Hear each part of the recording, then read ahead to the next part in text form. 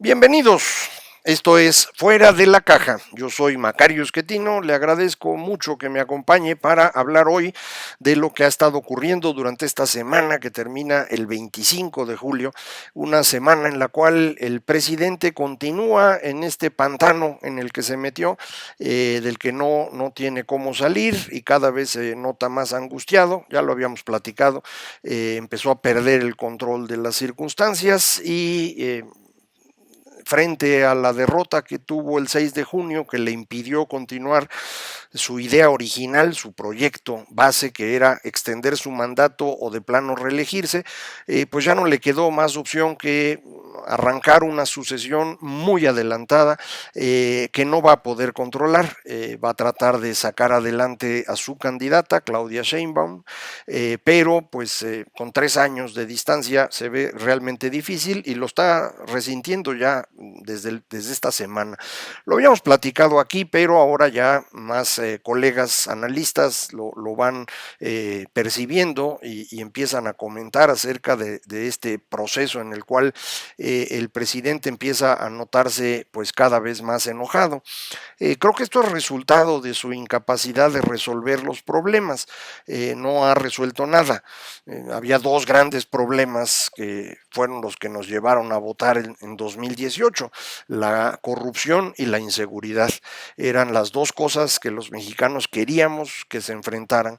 No ha avanzado en ninguna de las dos. En inseguridad, pues estamos en la misma circunstancia que estábamos en 2018. Uno podrá decir, si lo quiere ver de forma optimista, pues que no ha crecido, pues sí, pero pues digamos, esta meseta en la violencia la traemos desde antes de que llegara López Obrador a la presidencia y pues no ha cambiado. Es una dinámica en la cual pues la estrategia de gobierno no ha tenido impacto alguno y el nivel es un nivel muy elevado. 100 homicidios al día, no es cualquier cosa, además de que pues estamos teniendo un problema muy serio en el control del territorio, sobre todo en los caminos. Es algo que se ha estado viendo en distintas partes del país, en donde, bueno, pues en las ciudades la violencia está concentrada en 5 o 6 de ellas, pero en los caminos las cosas son complejas prácticamente en todo el territorio. Entonces, esto pues no lo logró resolver el presidente, la apuesta por la Guardia Nacional no funcionó, ahora quiere que esto lo haga el ejército directamente, lo cual pues es una idea todavía peor que las anteriores, pero en eso estamos. Del lado de la corrupción tampoco se avanzó, aunque el señor decía que en cuanto él llegara todos iban a ser honestos, pues nadie es honesto, empezando por él mismo, que sabemos que es un mentiroso consuetudinario, todos los días nos dice 80, 90 mentiras. Alguien que dice esa cantidad de mentiras no es honesto, independientemente de si toma o no dinero. Como sabemos, a él, el señor López Obrador, el dinero no le importa, le importa el poder y por eso pues lo está aprovechando al máximo. Pero pues a todos los que están a su alrededor el dinero sí les llama la atención y hemos visto que no hay un avance. Hay ahora más contratos por asignación directa y menos por licitación de los que había incluso en el sexenio de Peña Nieto, que era el que se consideraba más corrupto de los tiempos recientes.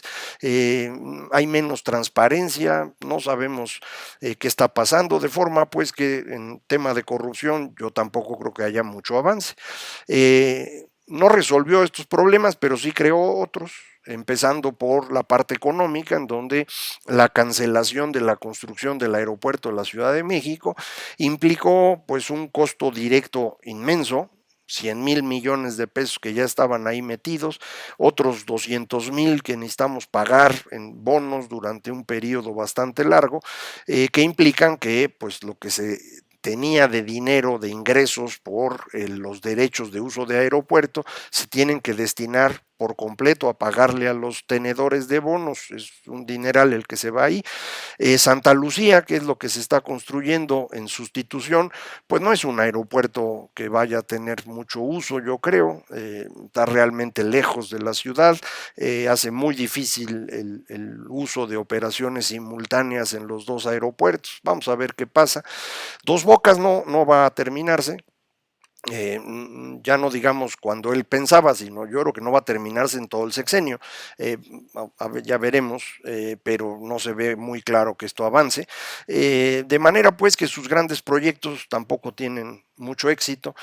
Sus programas sociales que se hicieron destruyendo a los anteriores, a Progresa, Oportunidades, Prospera, que era el mejor programa social que tenía México, que fue copiado por muchos países, el Seguro Popular, que también era una idea brillante.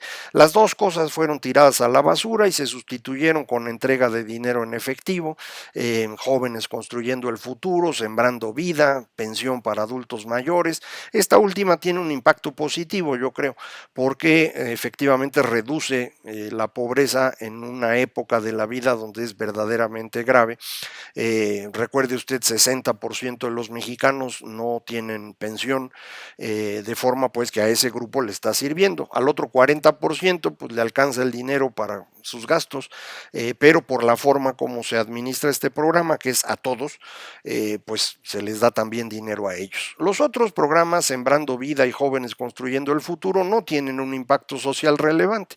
El objetivo era comprar votos y tampoco sirvieron. Esto lo aprendió el presidente el 6 de junio, lo habíamos dicho aquí, que no es tan sencillo eso de yo te doy dinero y tú votas por mí. Se necesita ir acompañando al votante, o como decíamos aquí, pastorear ese voto.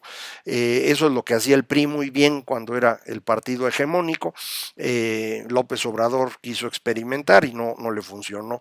Y ahora está enojado porque, bueno, pues se le fue de las manos su proyecto, ¿no? Extender su mandato, reelegirse, y como pues ese proyecto se fue, ahora quiere pues sacar a Claudia Sheinbaum adelante en un destape muy adelantado, 3 años, que hace dificilísimo que eso vaya a tener éxito. Yo creo que es imposible, pero vamos a dejarlo en difícil para que nadie se enoje. Le va a costar mucho trabajo al presidente y se va a ir desgastando en ello, al extremo de que empieza, pues, insisto, a no tener control de lo que ocurre. En la próxima semana vamos a tener datos que yo creo que van a mostrar con más claridad qué está ocurriendo. Va a salir el dato oportuno, bueno, más bien el adelantado del Producto Interno Bruto, que va a decir que hay un crecimiento importante en el segundo trimestre del año, y lo va a celebrar el presidente y la gente que está con él. Pero también van a salir datos, por ejemplo, de la encuesta de ingreso-gasto de los hogares, que se levantó en el tercer trimestre de 2020 y que nos va a dar la información con la cual podemos calcular desigualdad y pobreza en México, entre otras muchas cosas. Pero desigualdad y pobreza van a ser los datos que van a estar en discusión el miércoles que se anuncie esta información, y de ahí en adelante va a haber un crecimiento de la pobreza, de eso no hay duda. El presidente va a decir que fue la pandemia, pero ya se compuso. El asunto es que esto no parece ser cierto, mucho menos con este incremento de inflación que estamos teniendo, y lo que ya comentábamos, el impacto de la pandemia en materia de los hogares ha sido muy lento. Fuimos aguantando todo este golpe usando nuestros ahorros, y ahora pues ya están acabando, y eso es lo que empieza a notarse en este momento.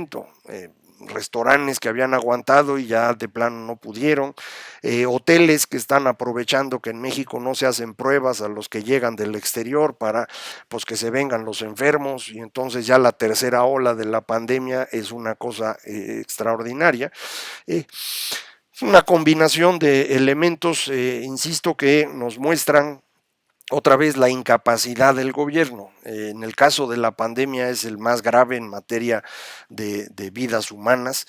México es el peor país del mundo en el tema de la pandemia. Si usted mide las dos cosas, economía y costo humano, estamos en la peor situación posible. Habrá algunos que se acerquen a nosotros, pero no crea usted que muchos.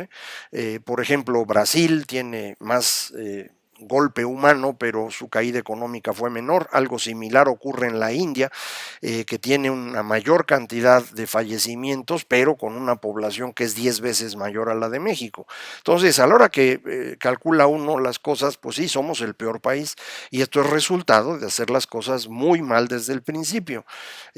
Cuando empieza la pandemia, recuerda usted, la estrategia que se sugería en todas partes y que aquí también comentamos era hacer muchísimas pruebas, seguimiento de contactos y uso de cubrebocas. No hicimos ninguna.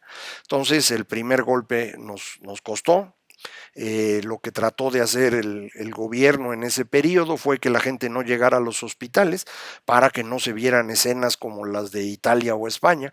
Lo logró, la gente no fue a los hospitales, se murió en su casa. Y de ahí tenemos este exceso de mortalidad que supera por mucho al número de muertos registrados como enfermos de COVID. Ya para la segunda ola, ya está más cerca el número de los registrados oficialmente y el exceso de muertes, pero aún así hay una brecha.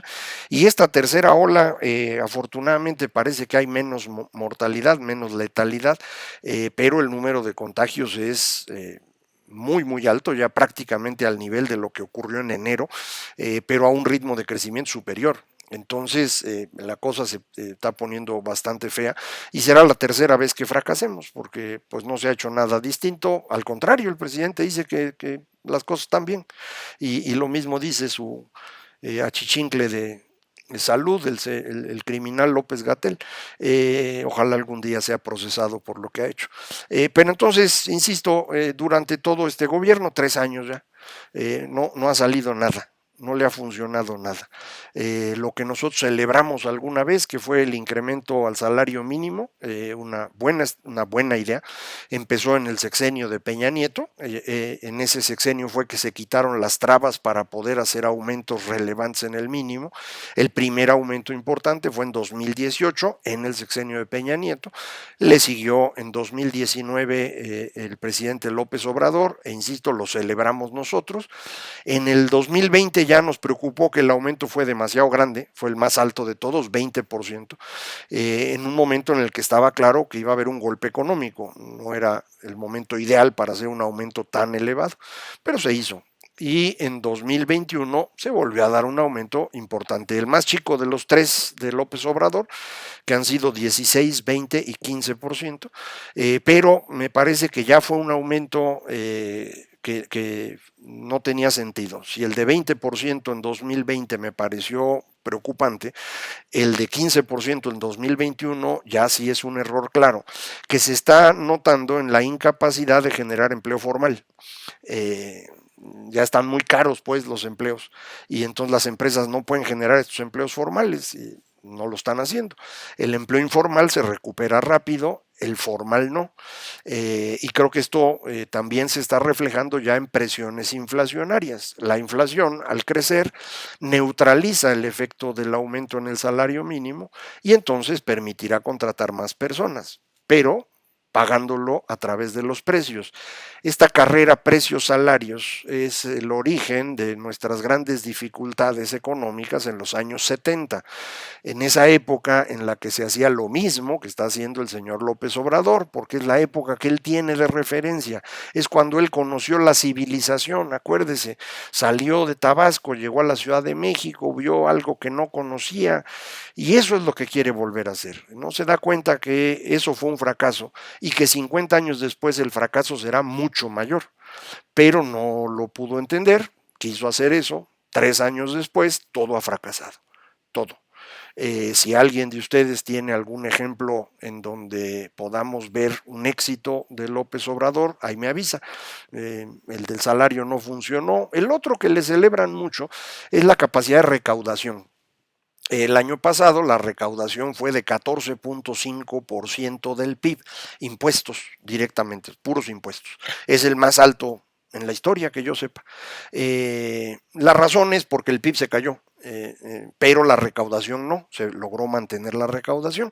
En buena medida esa recaudación extraordinaria de 2020 fue producto de la extorsión del SAT a los grandes contribuyentes.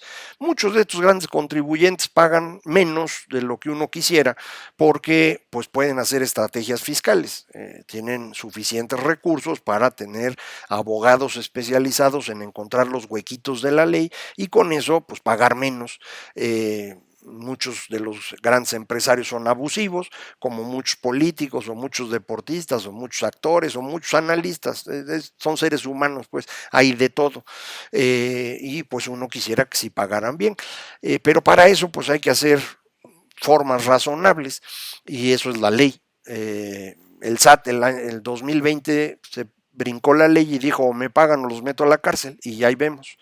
Le pagaron, pero este año pues ya no pudo hacer lo mismo porque ya había cosechado todo ese esfuerzo en 2020. Entonces este año la recaudación es un poquito menor a lo del año pasado, con un Producto Interno Bruto que está creciendo, entonces nos vamos a regresar a un nivel pues más cercano a lo anterior, 13,5% del PIB, eso es lo que está recaudando el gobierno mexicano en condiciones normales, que es bastante bueno comparado con el 9,5% que se recaudaba antes de la reforma fiscal, que creo que dije aquí era 2013 y alguien me dijo no, fue 2014. Bueno, de la época de las reformas estructurales se hizo la reforma fiscal y nos permitió incrementar la recaudación, pero llega hasta 13,5. Más allá de eso, esta reforma ya no da, a lo mejor da medio punto más, pero no mucho más que eso, y ya no nos va a alcanzar. Esto también va a salir la próxima semana. Salen los datos de finanzas públicas al mes de junio, es decir, el primer semestre completo. Con los datos hasta mayo, lo que yo encuentro es que sí tenemos una dificultad importante para financiar este año y de aquí en adelante. La recaudación, le digo, está en 13 y cachito del PIB, lo que nos da el petróleo, 13 y cachito, lo que dan las empresas públicas, Comisión Federal, Seguro Social, ISSSTE, 3 puntos. Entonces, a la hora de sumar todo, andamos recaudando entre 21 y 22 puntos del PIB. Total, todos los ingresos de gobierno. Pero los gastos están por ahí de 25. Entonces nos faltan 3 puntos del PIB. Esos 3 puntos son deuda obligadamente. El presidente también ha dicho que no se ha incrementado la deuda. Es una mentira más. Durante este sexenio la deuda se ha incrementado en 15%. El año pasado, por un PIB chiquito, el tamaño de la deuda se fue a 52 puntos del PIB. Este año que el PIB se va a recuperar en parte, vamos a llegar a 50 puntos del PIB. La mitad del PIB, eso es lo que tenemos de deuda de gobierno, del sector público en su conjunto. Este número ya no se va a poder bajar. Aunque en los siguientes años haya crecimiento económico, a lo mejor 3% el próximo año, yo ya lo dudo, a lo mejor 2% de ahí en adelante, eso lo dudo más, la deuda va a tener que crecer. Nos van a faltar 3 puntos, si de estos 3 puntos usted tiene 2 de crecimiento, bueno, pues ya nomás le faltó 1, entonces crecerá a 51 y el siguiente año a 52 y así. Esto va generando presión. Para un país como México, con el nivel de recaudación que tenemos, por ahí de 60 puntos del PIB es el límite.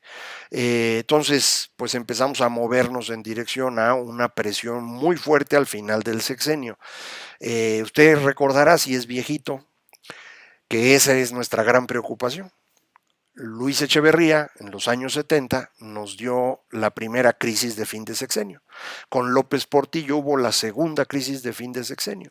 Con Miguel de la Madrid, al final de su sexenio, en realidad hubo crisis en medio, pero a final de su sexenio se aplicó el plan de solidaridad económica para reducir la inflación, que se reflejó también en sufrimiento de la población.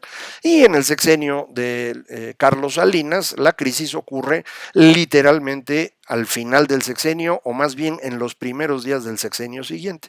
Eso se acabó cuando nos movimos a la democracia, porque en democracia los presidentes tienen que ir midiendo las cosas para no cometer errores tan serios. Este presidente cree que está en un sistema autoritario, ha tratado de convertir esto en un sistema autoritario y el resultado es que nos está moviendo en la misma dirección de los sexenios del régimen priista antiguo, crisis de fin de sexenio. Entonces, pues estamos en ese proceso, lo vamos a poder verificar la próxima semana. No sé si con tanta información económica yo alcance el próximo viernes a decirle todo, pero si no habrá otras ocasiones en las que iré desglosando más la información para poder pues ir confirmando qué cosas pueden ocurrir y demás. No se vaya usted a preocupar de una devaluación inmensa como ocurría en aquellas épocas, porque en esas épocas teníamos tipo de cambio fijo y entonces el ajuste era brusco. Ahora tenemos tipo de cambio flexible, el ajuste es suavecito, pero igual ocurre, eso no hay manera de evitarlo. Nomás para dejarlo pensando en 2024 en serio, a todo lo que estamos platicando, súmele que en 2024 Donald Trump intentará reelegirse en Estados Unidos. Coincide la elección en Estados Unidos y en México en 2024 y todo indica que ese año va a ser una cosa de locos. Entonces disfrute usted no se espere usted hasta el otro. Muchísimas gracias por acompañarme, aquí vamos a seguir platicando. Esto fue Fuera de la Caja.